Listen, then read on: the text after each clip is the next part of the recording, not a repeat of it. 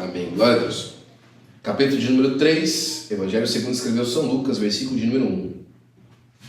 E no ano 15 do império de Tibério César, sendo Pôncio Pilatos governador da Judéia, e Herodes, tetrarca da Galiléia, e o seu irmão Filipe, tetrarca da Itureia, na província de Traconites, Elisânias, tetrarca de Abilene, sendo Anás e Caifás sumos sacerdotes, veio no deserto a palavra de Deus a João, filho de Zacarias. Eu acho interessante, irmãos, como Lucas é bastante pontual nas percepções que ele faz. Nós acreditamos na Assembleia de Deus, e não só na Assembleia de Deus, a igreja acredita que a Bíblia Sagrada não é simplesmente um livro que contém a palavra de Deus, ela é a palavra de Deus. Nas folhas da Bíblia Sagrada não estão contidas as palavras de Deus, ali é a palavra de Deus dita. E alguém pode dizer assim, mas pastor, veja bem pastor, não é bem assim, porque no texto bíblico está escrito a respeito dos reis, está escrito a respeito de outras pessoas, tem até gente mentindo, contando a história de gente mentindo. E como é que isso é a palavra de Deus? É aí que a gente se engana, né? No tempo todo Deus está falando, inclusive quando Ele está contando as histórias daqueles que mentiram. As pessoas que escreveram o texto bíblico, eles não são o autor do livro. Eles são as pessoas que Deus escreveu para redigir o livro. O autor da Bíblia Sagrada é Deus. Glória a Deus. É Ele que disse aos corações, escreva isso e não aquilo. Diga dessa forma e não dessa. A palavra no grego para esse sentido é uma palavra que dá essa conotação de inspiração. E inspiração é literalmente no grego soprar. Como se alguém estivesse soprando. Ontem a gente falou isso no culto. Você vê aqueles programas de auditório, passa ou repassa, torta na cara, né? E a pessoa está lá e ninguém da plateia pode soprar. Mas às vezes acontece que alguém sopra e a pessoa fala assim, essa resposta não é sua. Alguém soprou da plateia para que você tivesse essa resposta. Porque quem está participando lá do jogo não sabe a resposta da pergunta que foi feita. É mais ou menos assim. Quem está escrevendo ali não sabe aonde o livro vai dar. Não é que é psicografado ou é mediunidade. Ele entende o que ele quer dizer, mas ele não sabe o contexto completo do que ele está dizendo. O Espírito Santo de Deus sopra aos ouvidos dele para que ele entenda a palavra e de maneira absoluta diga aquilo que Deus quer que ele diga para a glória do nome de Jesus. Amém? Aqui a gente vê Lucas mais uma vez fazendo um texto que parece um tanto que complexo no início, né? O capítulo número 3 já trata da vida adulta tanto de Jesus quanto de João Batista. Já não está mais nos momentos do início. É bem verdade que a alta crítica acredita que quem contou a história dos primeiros 5 capítulos de Lucas foi Maria, mãe de Jesus. É interessante pensar assim, porque trata aqui de assuntos que às vezes dizem muito respeito à particularidade da vida das pessoas. Mas aqui, seja quem foi que contou a história, ou como foi que Lucas entendeu que o Espírito Santo, por quem Lucas entendeu que o Espírito Santo soprava para dizer isso, é interessante que Lucas começa marcando no capítulo de número 3 um momento de uma virada de tempo, né? Porque o capítulo de número 2, lá no final, termina dizendo que Jesus crescia em sabedoria e em estatura e em graça para com Deus e para com os homens. É o final do momento que depois aparece um tempo de obscuridade daquilo que aconteceu com Jesus. Jesus aqui nesse momento está com 12 anos de idade no final do capítulo 2. Mas no início do capítulo 3, já são 18 anos depois. São 18 anos depois. E ele começa depois de 18 anos, iniciando que no ano 15 do império de Tibério César. A primeira coisa que ele marca é que aquele ano onde as coisas se iniciaram, onde a pregação de João Batista se iniciou, era um ano-chave, era um ano marcado pela história do imperador Tibério. Quem estava no comando do mundo antigo naquele momento era Tibério. E Tibério não estava organizando o mundo conhecido naquela época, principalmente dentro do Império Romano, sozinho. Ele tinha Pôncio Pilatos já como governador da Judéia. O representante oficial do trono de Roma, da autoridade de Roma, daquilo que Roma queria naquela região da Judéia, era Pôncio Pilatos. E na região da Galileia existia um tetrarca, que ele regia como rei sobre 4 regiões diferentes, por isso que ele era tetrarca. E quem era esse tetrarca nessa região? Era Herodes. Ele era tetrarca da Galileia. Só que ele tinha um irmão, Filipe, que era tetrarca de Itureia e da província de Traconites e de Lisânias. E era tetrarca também de Abilene, ou seja, ele tinha 8 províncias debaixo da regência dele, Filipe. Já viu, por exemplo, Cesareia, que era um lugar que ficava naquela região, era a Cesareia de Filipe, porque quem lá era o tetrarca naquela região era Filipe, irmão de Herodes. E aí, esse era o contexto político na região. Era um momento onde está marcado, Lucas está marcando quem estava mandando no pedaço, né? E a gente gosta disso hoje em dia, não gosta?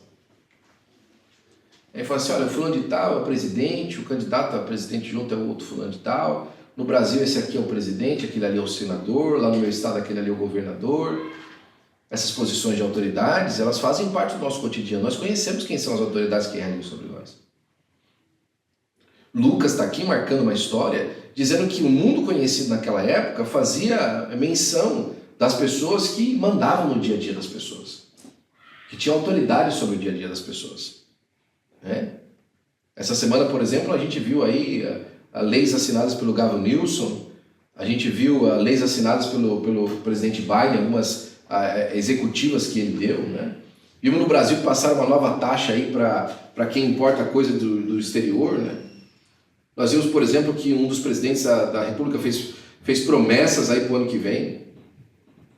As autoridades que estão regendo, que estão manipulando o mundo, estão bem na nossa frente, a gente sabe quem são.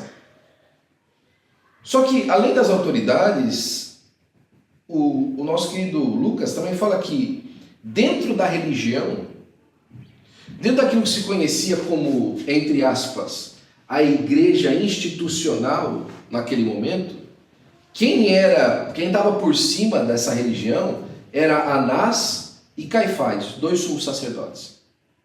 Já naquela época, dentro do judaísmo, tinha divisão de liderança. Anás era o antigão e Caifás era aquele que estava substituindo. Existia já um tempo de instabilidade religiosa. Existia 2 sumos sacerdotes, você só devia ter um. Era um momento de transição. E todo mundo sabia quem eram as autoridades eclesiásticas. Se eu pergunto para você sobre autoridades eclesiásticas hoje, você começa a me citar pastores do Brasil, eu tenho certeza disso, são americanos. Quem que são as autoridades hoje eclesiásticas nos Estados Unidos? Você podia falar para mim, o filho do Billy Graham, o Franklin Graham, T.D. Jakes, né? Você podia falar para mim do pastor aqui da Saddleback Church, Rick Warren.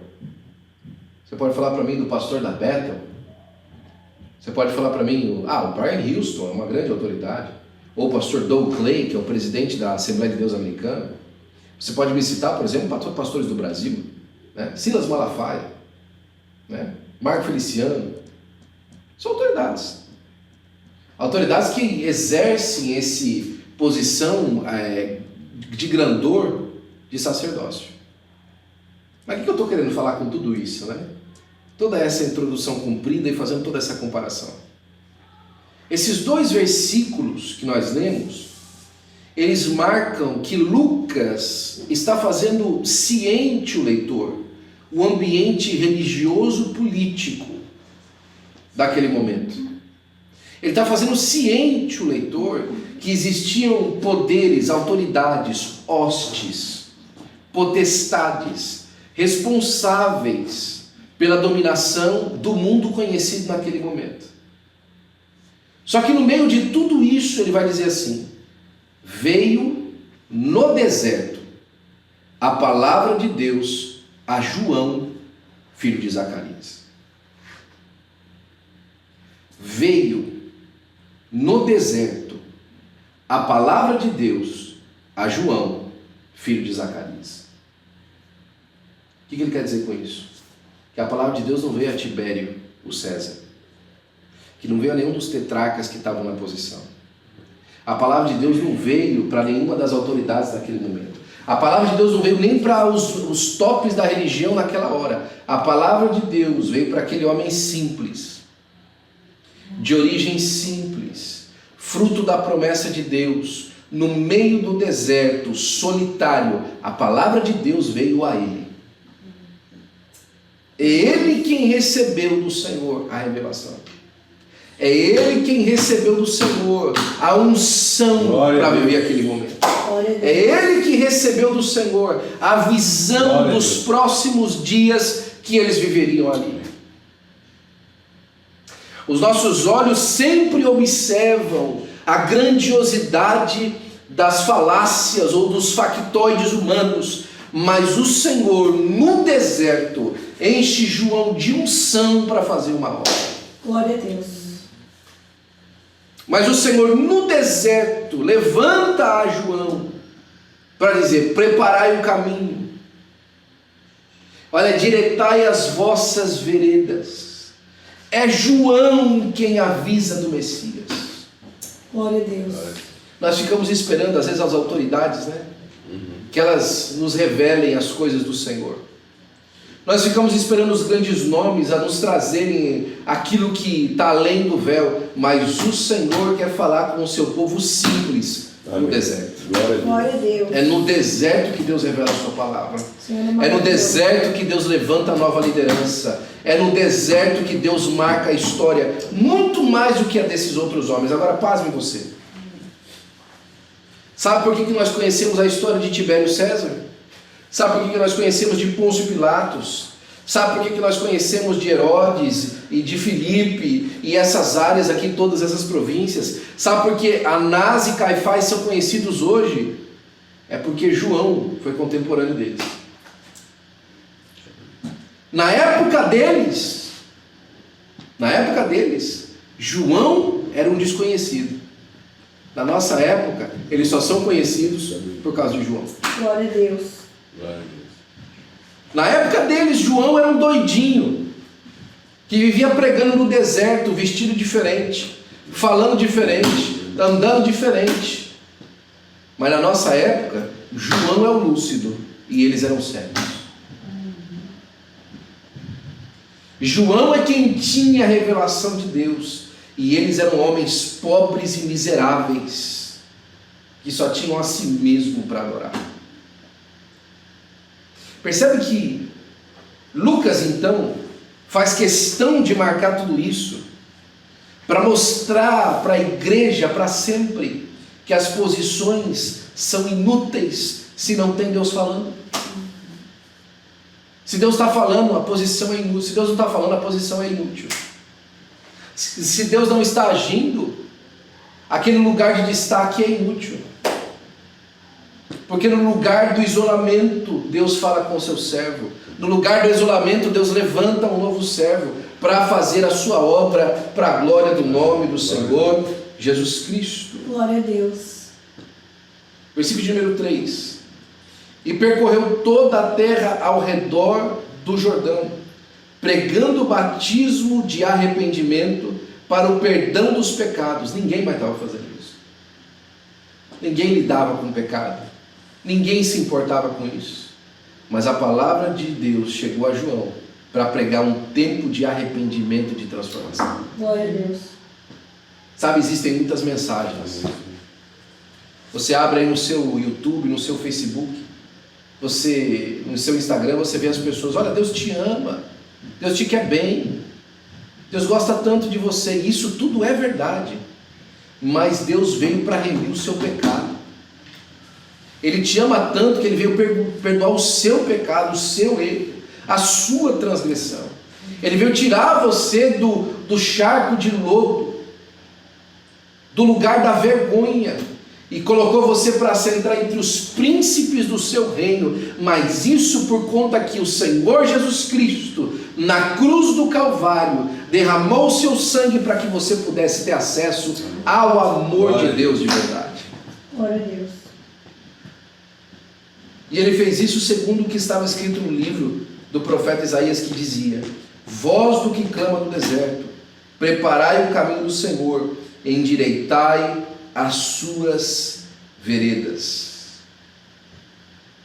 Ele fazia isso sabendo que era um tempo de transformação daquele povo e daquela religião. Sabe, eu tenho certeza absoluta que o ministério de João não começou através dos aplausos das autoridades, começou através da perseguição delas. Talvez no começo ignoravam ele, mas depois não podiam ignorar mais. Talvez no começo tratavam as coisas dele como pequenas, mas depois não puderam tratar mais.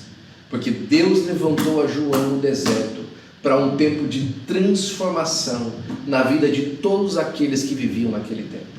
Assim como hoje, Deus tem levantado a igreja do Senhor Jesus Cristo nesses dias, pequena, escondida, no meio de uma terra seca, no meio de um deserto, para pôr por terra as hostes da maldade celestial, as autoridades malignas desse lugar, e apresentar o Evangelho do Senhor Jesus Cristo, um lugar de arrependimento e o acesso ao verdadeiro amor de Deus, para a glória do nome de Jesus. Amém, glória a Deus. Esse é o tempo. Não é amanhã, não é depois. Chegou o 15º ano do Tibério César. Chegou o tempo dos Pôncios Pilatos. E você sabe disso também. Chegou o tempo dos Anás e Caifás também. Mas chegou o tempo do João Batista, do filho de Zacarias, do homem que não podia ter filhos, mas agora teve um filho e é profeta. Do homem que ficou mudo de tamanha experiência que teve com Deus, mas depois abriu a boca e profetizou aquilo que Deus tinha dito para ele. É tempo de nós levantarmos as nossas mãos cansadas e firmarmos os joelhos desconjuntados e fazermos veredas direitas para a nossa vida, para que aquele que manqueja possa também alcançar a libertação da sua vida e a promessa de Deus para a glória do nome de Jesus. Aleluia, glória a Deus. Que nós possamos ter no nosso coração essa realidade, que no meio dessas grandes multidões, Deus quer levantar a nossa vida. Eu termino contando mais uma história para você. Quando Paulo foi preso, e ele foi enviado para ser interrogado, e ele estava ali com o rei Agripa e Festo, o rei Agripa e Festo ficavam maravilhados das palavras de Paulo. E o rei Agripa disse assim: Paulo, você quase me convence cristão. Por pouco você não me convence cristão. E aí Paulo lança uma frase que eu costumo dizer que é o somebody love mais profundo que eu já vi na Bíblia. Ó rei, quem dera não por pouco ou por muito, que todos vocês que estão nesse lugar, que me ouvem, fossem tais como eu, exceto por essas cadeias, né? Ou seja, eu te comparo a mim, mas eu não queria que você fosse preso não, rei, né? Dando uma saída no final. Mas ao mesmo tempo, a gente percebe essa figura espiritual, que Paulo, preso por cadeias físicas, estava liberto espiritualmente. E os homens libertos de cadeias físicas estavam presos espiritualmente. Nesse tempo, Deus vai mudando os lugares. Deus vai fazendo um rebuliço nas estações e nas regiões. Nós que somos considerados pequenos, Deus deu para nós o reino de Deus. Glória a Deus. E aqueles que se encontram em grandes posições, na verdade estão manietados na sua própria alma. Receba essa palavra hoje e viva isso na sua vida. Saiba que você vive na dimensão do reino de Deus. É você quem Deus levantou. É você quem Deus chamou. É você que Deus designou. É você que Deus empurrou para nesse tempo viver em liberdade e viver libertando. Viver em liberdade e viver desatando as cadeias daqueles que vivem em prisões para a glória do nome do Senhor Jesus Cristo, em nome de Jesus. Eu quero orar para você mais uma vez. E nessa oração final, eu quero que você medite nisso que nós pregamos hoje. Que Deus possa encontrar você, mesmo nesse deserto que você tem vivido. Mesmo nessas palavras que às vezes você ouve, de que as pessoas acham que você não sabe o que está acontecendo no mundo. Mas você tem revelação daquilo que está acontecendo no céu. Glória a Deus. Glória a Deus. Tu és maravilhoso, Jesus. Você tem revelação das coisas que estão acontecendo no mundo espiritual. Você não entende os movimentos políticos do mundo, mas você entende o que Deus está fazendo na terra. As nações se embraveceram, os reinos se moveram, Ele levantou a sua voz e a terra se derreteu. Senhor Pai, nós te agradecemos, ó Senhor, nós glorificamos o Teu nome. Bendito és tu, Nós te damos o primeiro lugar, Senhor Pai, e exaltamos a Ti como Rei e Senhor da nossa vida. Senhor Pai, abençoa, Senhor, o Teu povo reunido aqui. Abençoa, Senhor Pai, esse tempo que nós podemos aprender do Senhor, Pai, edificar a nossa vida e saber que o Senhor tem nos separado, Senhor, para um tempo de glória, Senhor Pai, para a glória do Teu nome. Senhor Pai, vai passando em revista na nossa vida nessa noite e acha em nós, ó Senhor, um coração simples para encontrar e receber a Tua palavra no meio do deserto, Senhor.